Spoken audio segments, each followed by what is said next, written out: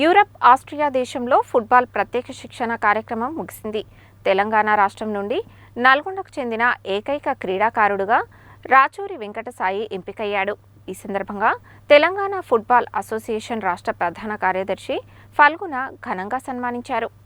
నల్గొండ పట్టణం ఛత్రపతి శివాజీ ఫుట్బాల్ క్లబ్కు చెందిన రాచూరి వెంకటసాయి ఫుట్బాల్ క్రీడలో రాణిస్తూ యూరప్, ఆస్ట్రియా దేశంలో మార్చి 30 నుండి ఏప్రిల్ 8 వరకు ప్రత్యేక శిక్షణ శిబిరానికి తెలంగాణ రాష్ట్రం నుండి ఒక్కడే ఎన్నికై ఆస్ట్రియా దేశంలో ఇంటర్నేషనల్ ఫుట్బాల్ కోచ్ల ఆధ్వర్యంలో 10 రోజుల శిక్షణ క్యాంపుని దిగ్విజయంగా పూర్తి చేసుకుని గురువారం భారతదేశానికి విచ్చేసిన సందర్భంగా పలువురు ఘనస్వాగతం పలికారు. అనంతరం తెలంగాణ ఫుట్బాల్ అసోసియేషన్ ఆధ్వర్యంలో హైదరాబాద్ ఎల్బీ స్టేడియంలోని టీఎఫ్ఏ ప్రధాన కార్యాలయంలో రాష్ట్ర ప్రధాన కార్యదర్శి జీపీ ఫల్గుణ రాచూరి వెంకటసాయిని శాలువాతో ఘనంగా సన్మానించి పుష్పగుచ్చం అందజేసి స్వీట్ తినిపించారు. ఈ సందర్భంగా జీపీ ఫల్గుణ మాట్లాడుతూ ప్రతి క్రీడాకారుడు ఎంత ఎదిగినా ఒదిగి ఉండి ప్రస్తుతం సాధించిన విజయాలతో సంతృప్తి చెందకుండా క్రమశిక్షణను అలవాటు చేసుకుని కోచ్ల సూచనలు పాటిస్తే ఫుట్బాల్ క్రీడలో అత్యంత ఉన్నత స్థానానికి చేరుకోవచ్చునని తెలియజేశారు.